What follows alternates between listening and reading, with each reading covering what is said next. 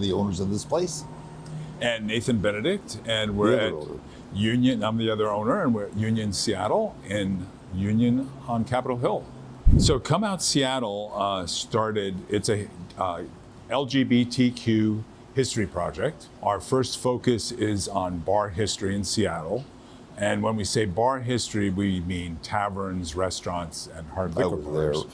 So I'm sure everyone's heard of Shelly's Leg, and they go, oh, gay history. Oh, Shelly's Leg. That's the next thing out of their mouths. Well, what they don't know is about the Wrong. Golden Horseshoe. Was the first dance bar in Seattle, first gay dance bar.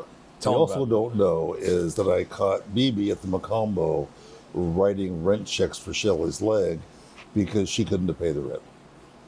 So the Golden Very Horseshoe interesting. was an amazing, it was the first place above ground where men could dance. So much fun, oh my God. Women in Washington State could always dance together. Yeah. Men could not. It's kind of left over from pioneer days, actually, when it was acceptable for women Yeah. to do that, and men never could. So the Golden Horseshoe was the first place where men could dance above ground, and really a significant place. So our current exhibit we put up back there is called 8 Years of Pride, 1986 to 1995.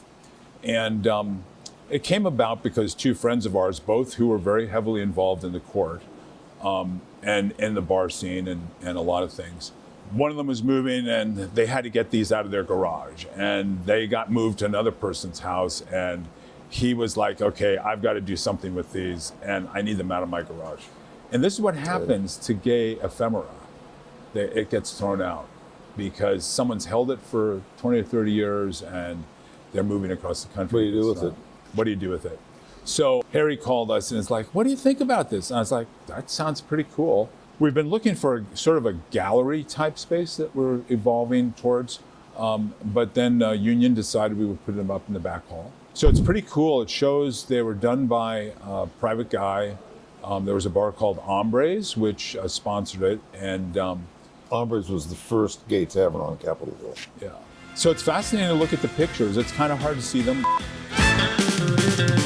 So I think it'd be fun just to show you some of the pictures and things that you might not realize. But during that time period, Pride was on Capitol Hill, and it went down Broadway. So in these pictures, you can really see the community at that time. And there's some fun things like, we start off here, Hombres, which is now Diesel, and it was owned by Monty Monroe, and he paid for doing all these pictures. So he really is sort of the lead-in and the reason these exist. Another thing that's really fun is, let me see it here, right here. So Pride went down Broadway, and the parade lined up either on Union or at this end of the hill. So we're on Union here, and here is Auto Battery, which was when it was still a car shop, and that is where Union is now. Of course, someone who was looking at it the other day reminded themselves how pretty the men were back then. And so there are actually lots of interesting shots of people. This is a really interesting one up here.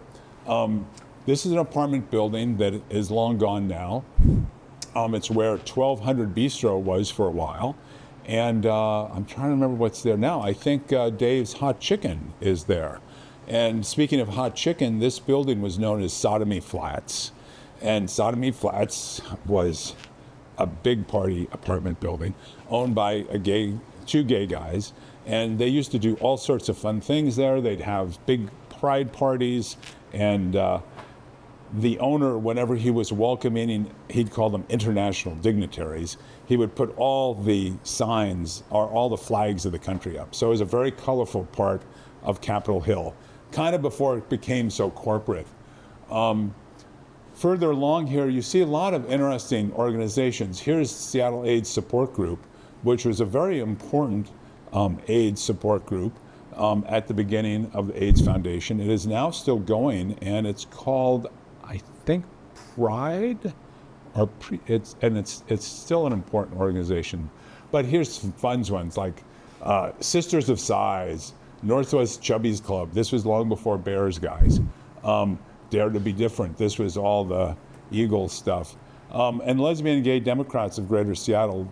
Further down here, there's a Harvey Muggy Club, and no one may know anymore about Harvey Muggy, but he was a bar owner, but also a very important part of the political scene in Seattle and in Western Washington. So it's kind of, again, that's kind of a cool thing to see. Right here is a picture of Marge Starks, and Marge was the piano diva at Thumpers for many years. She was considered by most of the gay guys on the Hill to be their grandmother, and a lot of people who couldn't relate to their grandmother anymore could always relate to Marge. She drank scotch, and one of her favorite things is she would come to the bar and the bar would be completely packed, and she would sort of push her way through the crowd and say, watch out, Marge needs a scotch. And so she'd get to the head of the parade. Down here further, Cal Anderson. Everybody thinks Cal Anderson Park, CHOP, protests, all these great things, the AIDS Memorial Pathway, which is there, which is great. But Cal Anderson is actually a person. And here's a picture from the coronation in 1986 when he was giving, this is Cal, and he was giving an award to Sofonda Peters, who is one of the people who helped with the exhibit, and Michael Aureus, who was the emperor at that time. And then over a little further, there's a picture of Cal here again when he was campaigning. This would be from 1990. Who knows what he was campaigning for. So those are some of the kinds of things you can see looking through here. They're also online. You can go to comeoutseattle.org. There's a Pride tab, and you can look at them and expand them so you can really enjoy them. So please come and enjoy it.